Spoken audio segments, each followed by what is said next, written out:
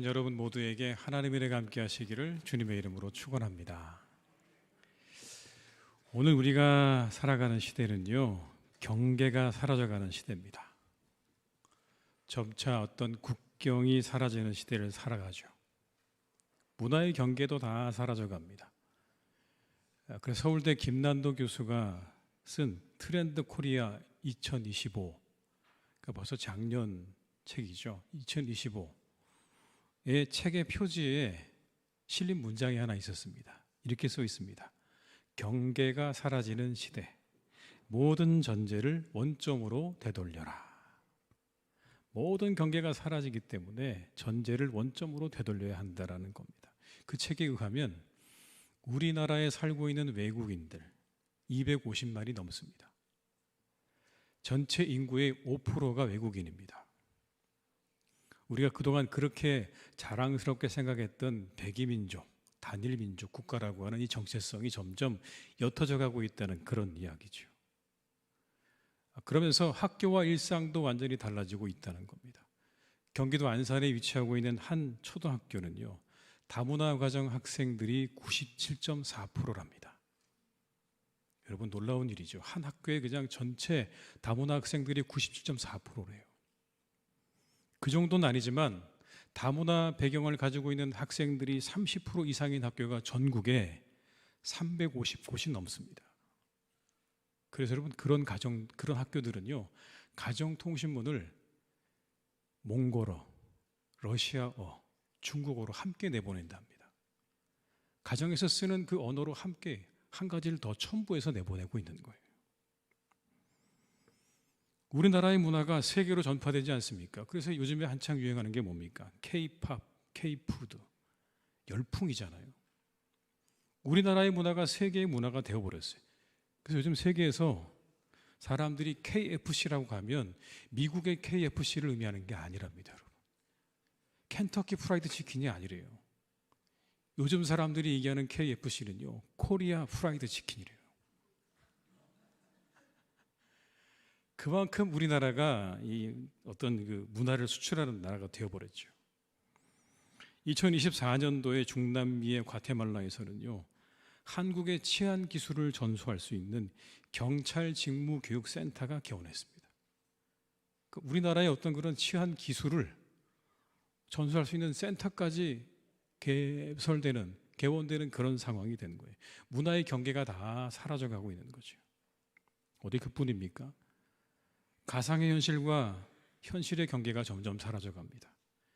인공지능과 메타버스가 구축한 그러한 디지털 공간은요, 우리에게 새로운 삶의 영역을 만들어주고 있습니다.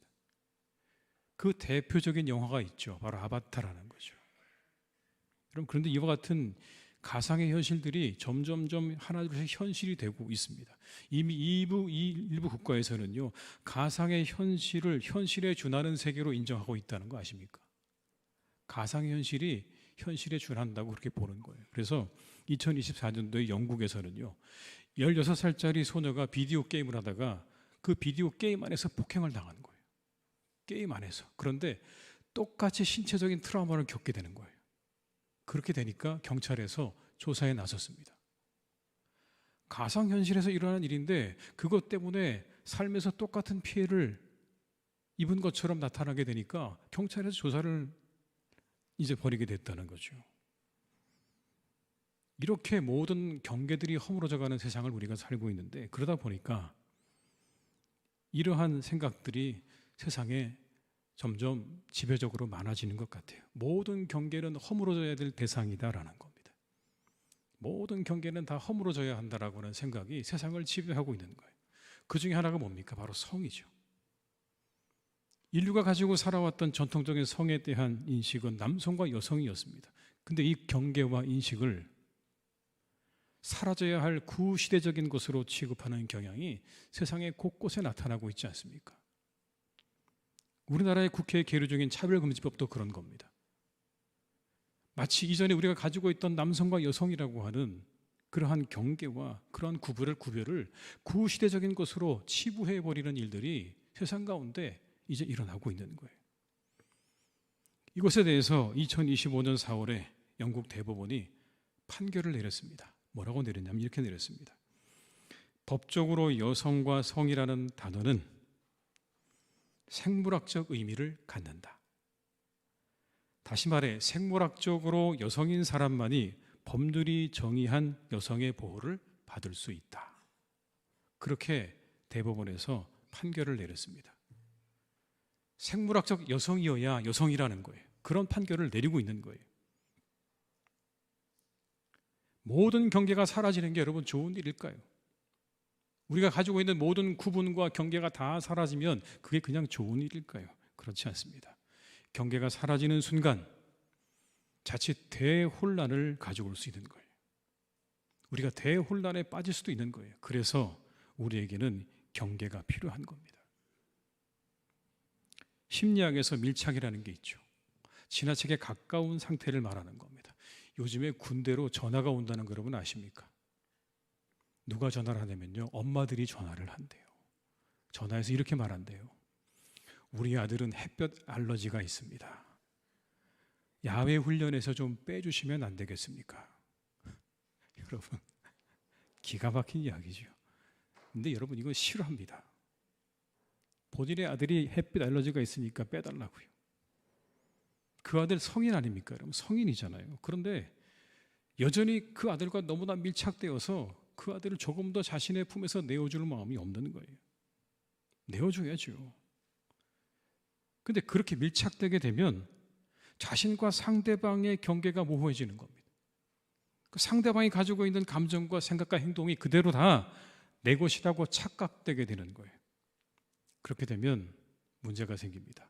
스스로 결정을 내리지 못해요. 그리고 모든 일을 의존하려고 하고 모든 일에 인정을 요구합니다. 거기서 끝나지 않습니다. 상대방과 떨어지게 되면, 그렇게 밀착되어 있는 누군가와 떨어지게 되면 심각한 공포를 느끼고 분리불안을 느끼게 된다는 거예요. 여러분, 사람의 관계도 적당한 거리가 필요하다는 이야기일 겁니다. 너무 밀착되어 있어도 거기서 일어나는 문제가 아주 심각한 거예요. 적당한 거리가 있어야죠. 하나님께서도 그러셨어요. 하나님께서 정하신 최초의 경계가 있었습니다. 그게 뭔지 아십니까? 선악과입니다. 경계예요. 동산나무에 있는 모든 나무 열매 다 먹으라고 하셨죠. 그런데 뭘 못 먹게 하셨어요? 선악과 먹지 못하게 하셨죠. 하나님께서 선을 그어 놓으셨어요. 다 괜찮은데 이거는 안 되라고 분명하게 경계를 정하셨어요.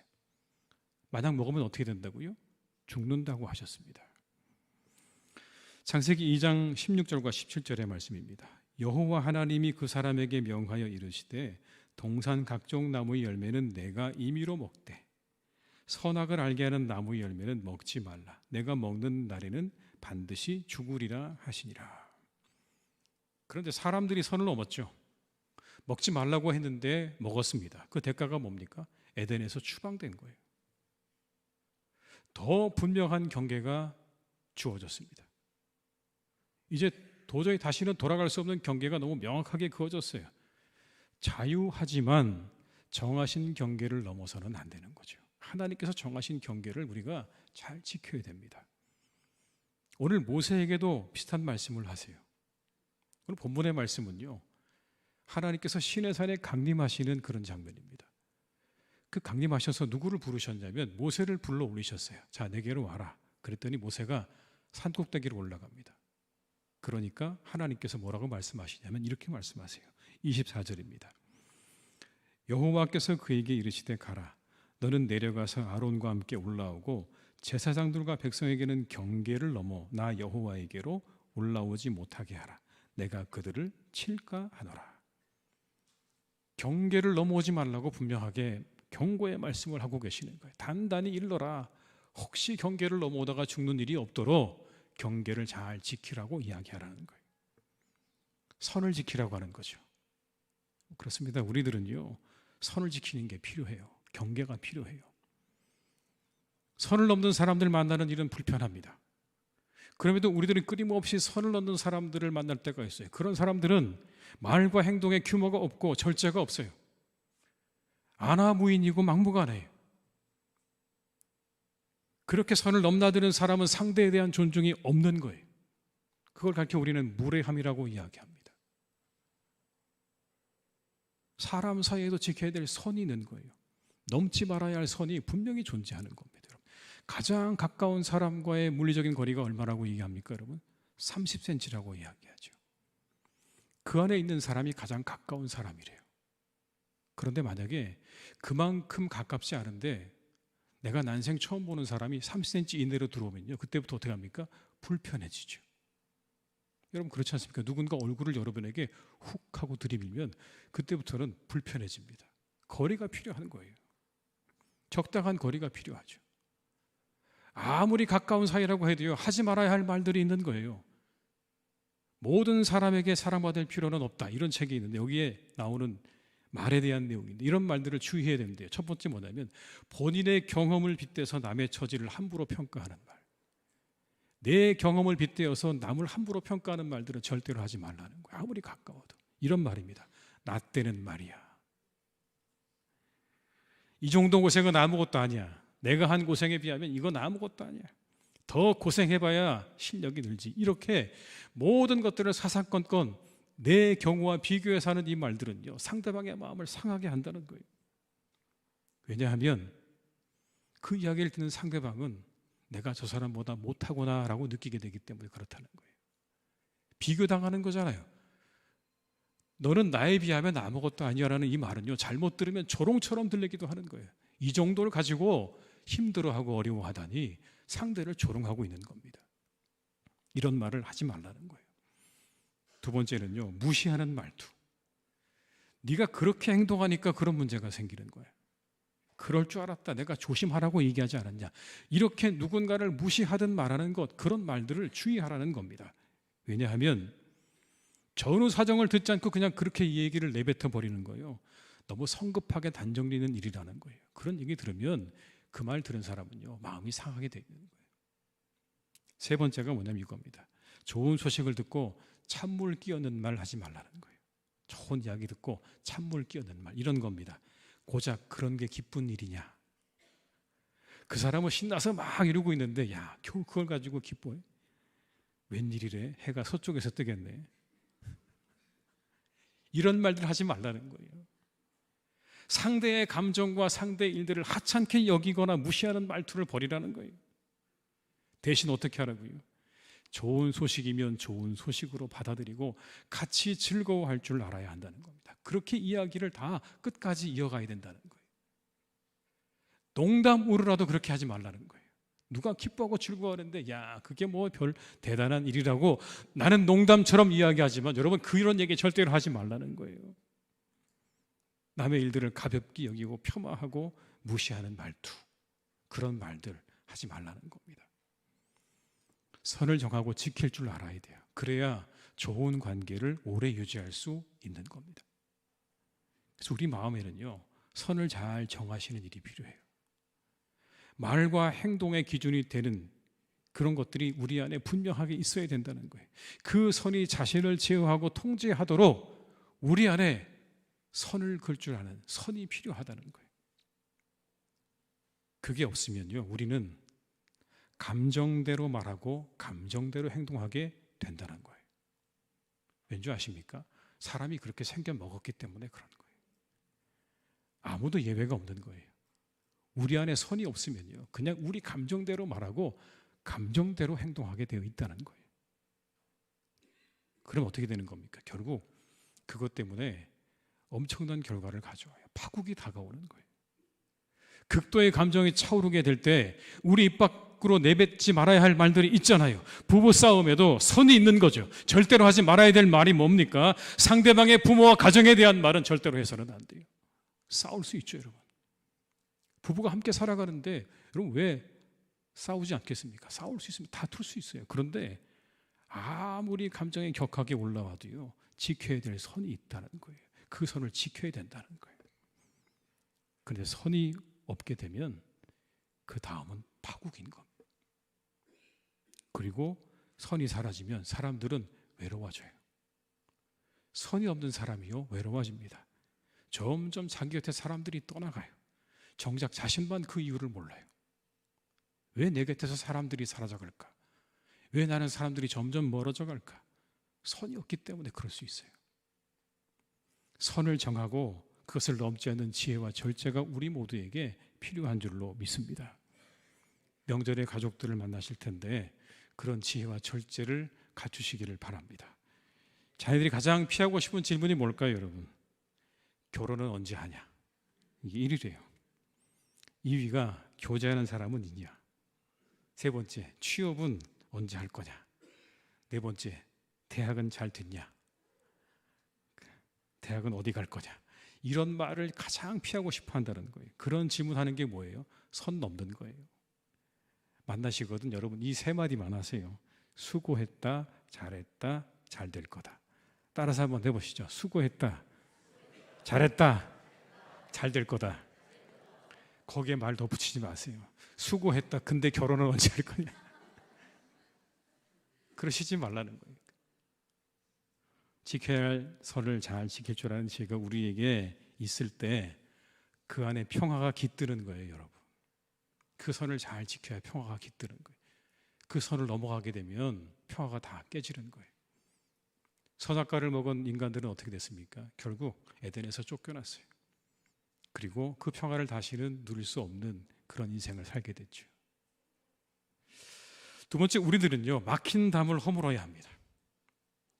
시내산 앞에서 분명히 이스라엘들에게, 백성들에게 하나님이 경고의 말씀을 하셨어요. 뭐라고요? 다가오면 죽을 거라고 말씀하셨습니다. 그런데 그 말씀을 하신 하나님께서 그 모든 것들을 다 허무셨어요. 그게 예수님이 이 땅에 오신 사건이죠. 분명히 나한테 오면 다 죽는다고 하신 하나님이요 이 땅에 사람으로 오셨습니다. 그리고 어디로 오셨어요? 우리 안으로 오셨죠. 이게 성령의 임재 사건이잖아요. 여러분 이게 얼마나 놀라운 일입니까? 하나님이 선거 놓고 눈에 넘으면 죽을 거야라고 그러셨는데 그 하나님이 그 경계를 다 뛰어넘어서 어디로 오셨습니까? 이 인간의 세상으로 오셨고 그리고 우리 안으로 들어오셨다는 거예요. 그리고 모든 막힌 담을 다 허무셨다고 성경은 말씀합니다. 에베소서 2장 14절입니다. 그리스도는 우리의 평화이십니다. 그리스도께서는 유대 사람과 이방 사람이 양쪽으로 갈려 있는 것을 하나로 만드신 분이십니다. 그는 유대 사람과 이방 사람 사이를 가르는 담을 자기 몸으로 허무셔서 원수된 것을 없애시고, 유대 사람과 이방 사람 사이를 가르는 담을 자기 몸으로 허무셨다고 말씀합니다. 그렇게 이 땅에 경계를 넘어오셔서 모든 사람들의 그 막힌 담을 다 허무셨다고 말씀하잖아요. 그 안에서 모두가 하나 되었다고도 말씀합니다. 갈라디아서 3장 28절의 말씀이에요. 너희는 유대인이나 헬라인이나 종이나 자유인이나 남자나 여자나 다 그리스도 예수 안에서 하나이니라. 하나님께서 우리와의 담을 허무시고 모든 사람들의 담을 다 허물으셨어요. 그런데 우리들 어떻습니까? 혹시 우리는 담을 높이고 있는 건 아닙니까? 제가 보니까 담도 여러 가지더라고요. 어떤 담들은요 정말 높은 담들이 있어요. 그 집안이 전혀 예측 불가한 담들이 있는 집들이 있더라고요. 그 앞에 딱 서보니까 어떤 느낌이냐면요, 저 집안과 나는 완전히 단절된 느낌이에요. 뭔가 정말 딱 단절된 느낌이 그대로 들더라고요. 그런데 제주도에 가보니까 옛날 집들에 쌓여져 있는 담들이, 여러분 가보셔서 아시겠지만 어떻습니까? 다 얕아요. 집안이 다 들여다 보입니다. 절대로 사람의 키 이상의 담을 쌓지 않아요. 그리고 모든 사람들이 다 그냥 서로 얼굴을 마주할 수 있는 그런 담들이에요. 그러다 보니까 그 담은요 아주 정겹더라고요. 최근에 우리나라에서 했던 사업 가운데 하나가 뭐가 있냐면 담장 허물기가 있었어요. 담장을 허물면 그러면 거기에 주차장을 지을 수 있는 비용을 나라에서 보조해 주는 그런 시스템이었습니다. 그런 일이 있었어요. 그래서 가끔씩 지나가다 보면요 그 사업에 동참한 집들을 보게 됩니다. 그 집은 완전히 담이 다 허물어져 있죠. 근데 그 집을 딱 지나가다 보면요 어떤 느낌이냐면 뭔가 옆에가 시원하죠. 담으로 딱 막혀 있는 게 아니고요 뻥 뚫려 있습니다. 시야가 일단 툭 튀어져 있고요 그 집안이 다 들여다 보여요. 뭐가 보입니까? 그 마당에 심겨져 있는 나무가 보이고 풀이 보이고 꽃들이 보이는 거예요. 그것들이 우리에게 주는 그 색감, 초록색과 온갖 그 꽃들의 색들이요 우리의 눈을 시원하게 만들어주고 즐겁게 만들어줍니다.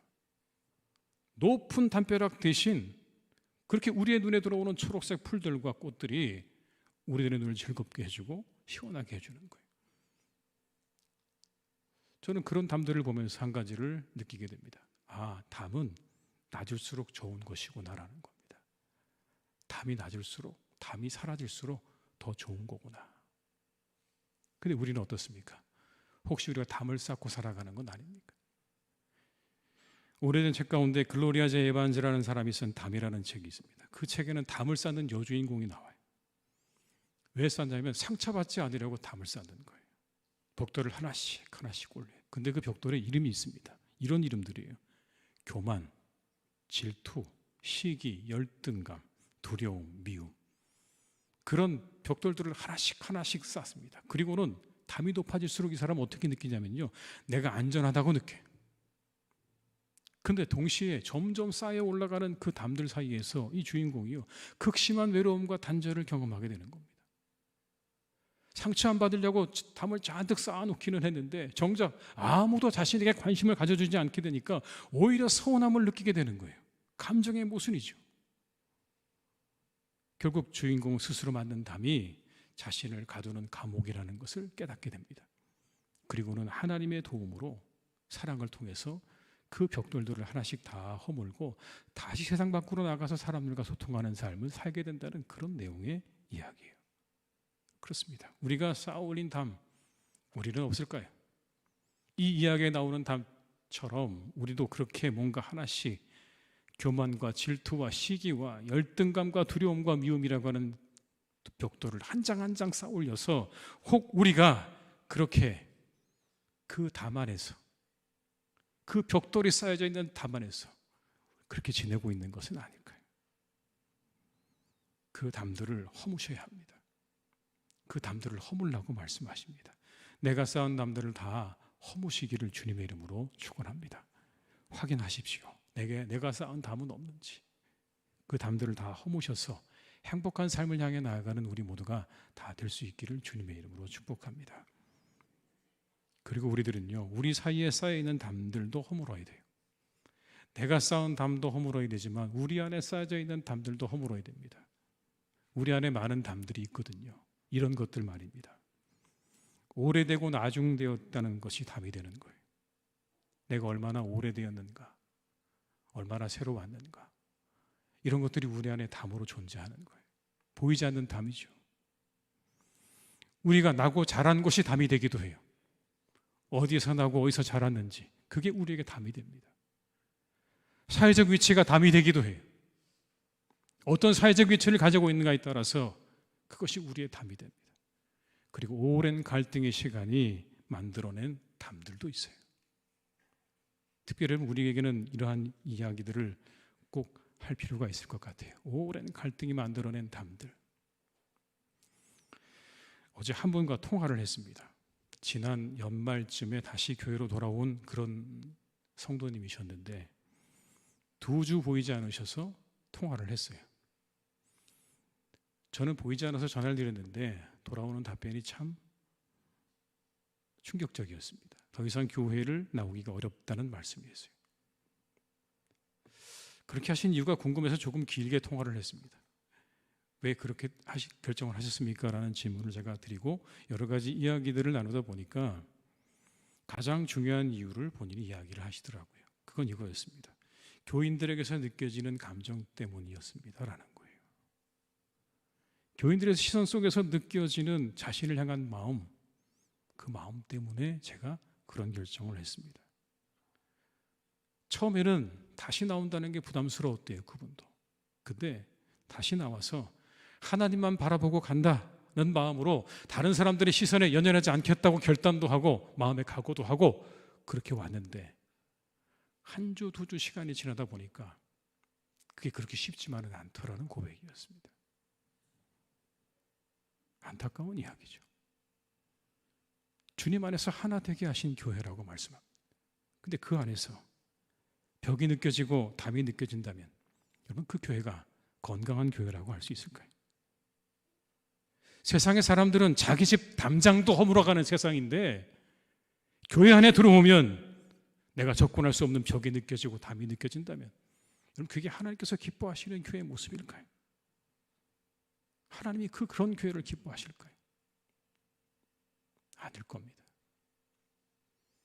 누구든지 이곳에 오면 편안하고 평안함을 느끼는 교회, 그런 교회를 하나님께서 기뻐하시지 않겠습니까? 누구나 따뜻함을 느끼는 교회, 그리고 편안함을 느끼는 교회.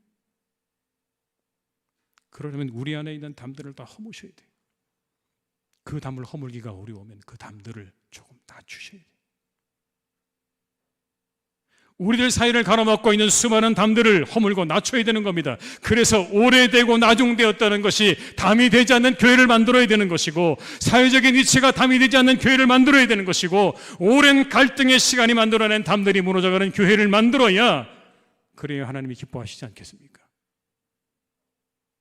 여러분, 우리 교회가 부흥되기 원하십니까? 우리 교회가 부흥되기 원하십니까? 그렇다면 이 담들부터 무너뜨려야 돼요. 우리 안에 보이지 않는, 그러나 엄연히 존재하고 있는 그런 담들을 우리가 하나하나 무너뜨려 나갈 때, 그때 하나님의 교회는 놀라운 부흥을 경험하게 될 줄로 믿습니다.